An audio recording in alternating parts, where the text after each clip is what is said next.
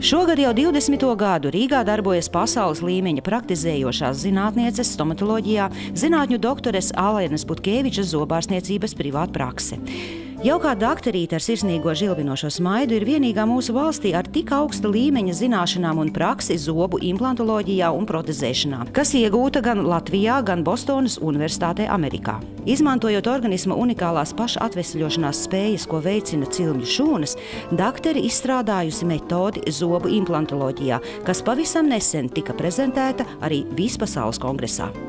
Šeit būtu 4 rentgeni vienam tam pašam pacientam ar 3 mēnešu pauzi. Ja? Pirmais rentgens ir tāds, kad mēs, pieņemsim, grūti saprast, bet fakts ir tāds, ka tā sakne vairs nav ārstējama un viņa ir jāņem ārā. Tātad zobs būtu jāizrauj ārā un palikt milzīgs caurums. Tas otrs ir tas, ka mēs izņemam ārā ļoti uzmanīgi to sakni, sadalot viņu daļās, lai mēs saaudzētu visu to kaulu. Bet te pašā laikā mēs redzam, ka te ir tāds liels tukšums un mums trūkst kaula. Tas nenozīmē, ka mēs tagad sāksim likt kaulu un gaidīsim 6 mēnešus un tad iesim tālāk un tad atkal liksim implantu. Ko tas nozīmē? Ka tad, kad ir izrauts zobs, organisms ir ārkārtīgi sensibilizēts to vietu sadziedēt. Respektīvi, tur veidojās tās cilmes šūnas. Tajā vēlmē sadziedēt to brūci. Ja?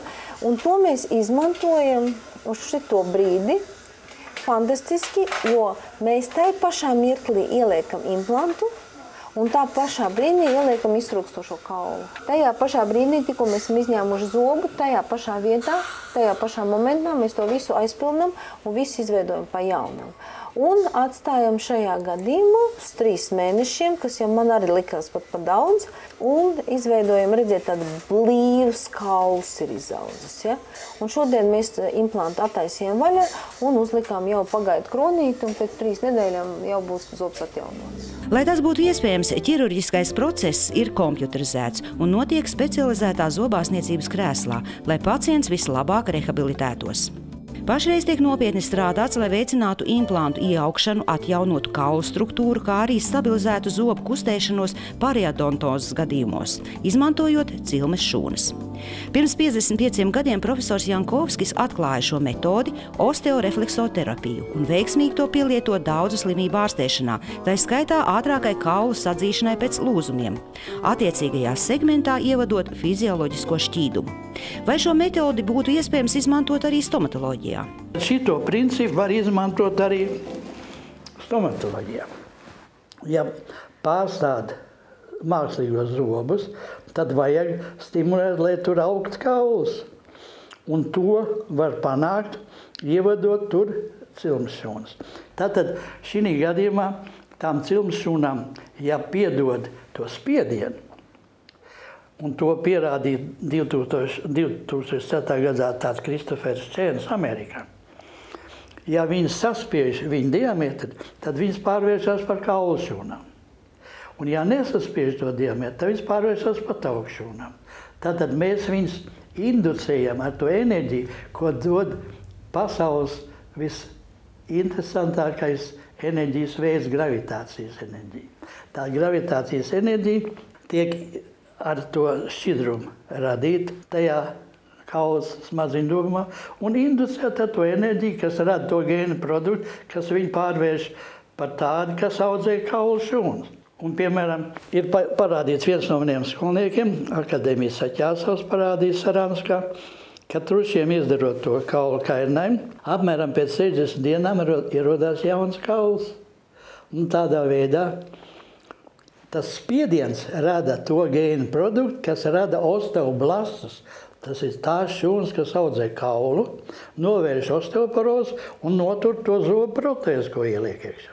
Tas, pie kā mēs pat labāk strādājam, kas ir mūsu zinātne, ir radīt to efektu, rezultātā, kur mums viņš ir nepieciešams, pieņemsim, mutes dobumā pie paradontozes vai kaula zuduma, lai organisms vēlētos tās cilmes šūnas atsūtīt šajā vietā, lai reģenerētu un atjaunotu zaudētos audus un iznīcinātu to infekciju, kas ir bijusi. Ja organisms nolem, ka tai cilmes šūnai tur ir jāatnāk, jāpārveidojas par osteoblastu, pieņemsim kaulu radošu šūnu un jāsāk ražot kaulus, tad viņa klausīs organismam un vairāk neņitosies un darīs to, kas viņai jādara. Un tas ir tas pamats, pie kā mēs strādājam. Mēs prasam organismam, lai viņš izraisa pats to reakciju, lai tas organisms pats atvelk to cilmes šūnu pie mums, tajā vietā, kur mēs vēlamies. Ja es negribu rādīt tā uz pacienta, bet ja mēs gribam, lai zobs paliek stabils, ja mēs gribam, lai kauls uzaug, tad mēs radām to nespecifisko iekaisumu, to momentu, uz ko organisms reaģē kā uz brūci, ko viņš grib sadziedēt. Kā notiek šo cilmes šūnu aktivizēšana? Tas ir tā jaunradne, pie kuras mēs tagad strādājam. Ja, tā tieši aktivizācijas mehānisms, kas ir principā jau izstrādāts, un tagad mēs papildinām viņus ar datiem, un mēs jau esam, mūsu iepriekšējais patents jau uzrakstīts, kā mēs to izraisam. Un mums ir daudz arī medicīnisku datu, jo mēs redzam, ka mums kauls aug. Es gribētu skatītājiem teikt tā, ka paldies Dievam, tagad ir tādas iespējas, kad nav pa vēlu.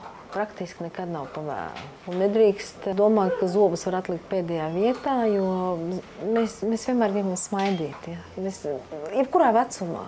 Man tagad ir 47, un es gribu smaidīt tāpat, kā es gribēju smaidīt, ka man bija 27, un es domāju, ka mans tēvs grib smaidīt, ka viņam ir 73, un mēs visi gribam smaidīt, runāt un arī pateikt to, ko mēs gribam, neslēpjot zobus. Protams, arī tas ir diskomforts un sāpes un tam līdzīgi. Tā kā nekad nav jādomā, ka man pa vēlu, man slikti zobi, man nērti. Ir jānāk, ir jāstrādā un jāpanāk tas rezultātus, kā tagad var pasaulē panākt. Tā kā jāparūpēt par sevi. Tas ir viss.